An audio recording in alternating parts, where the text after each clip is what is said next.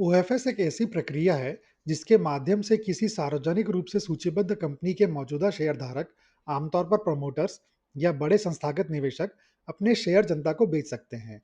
जहां आईपीओ में कंपनी नए शेयर जारी करके पूंजी जुटाती है, वहीं ओएफएस में कंपनी द्वारा कोई नया शेयर जारी नहीं किया जाता। ओएफएस से प्राप्त धनराशि कंपनी को नहीं, बल्कि शेयर बेचने वाले शेयरधारकों को जाती है। सेबी ने 2012 में ओएफएस की प्रक्रिया शुरू की थी, ताकि सूचीबद्ध कंपनियों के प्रमोटर्स को अपनी हिस्सेदारी कम करने और न्यूनतम सार्वजनिक शेयरधारिता नियम का पालन करने में आसानी हो। इन नियमों के तहत आमतौर पर सूचीबद्ध कंपनियों के पास कम से कम 25% सार्वजनिक शेयरधारिता होनी चाहिए। ओएफएस एक लोकप्रिय और प्रभावी तरीका बन गया है, खासकर निजी और सार्वजनिक क्षेत्र की कंपनियां, यहां तक कि सरकार की विनिवेश योजनाओं के लिए भी। ओएफएस की प्रक्रिया आईपीओ की तुलना में अपेक्षाकृत सरल और तेज होती है। यह आमतौर पर 2 ट्रेडिंग दिनों में पूरी हो जाती है, जिनमें रिटेल और नॉन रिटेल निवेशकों के लिए अलग-अलग बोली के दिन होते हैं। विक्रेता ओएफएस की घोषणा करता है और एक फ्लोर प्राइस तय करता है, जो न्यूनतम मूल्य होता है जिस पर बोली लगाई जा सकती है।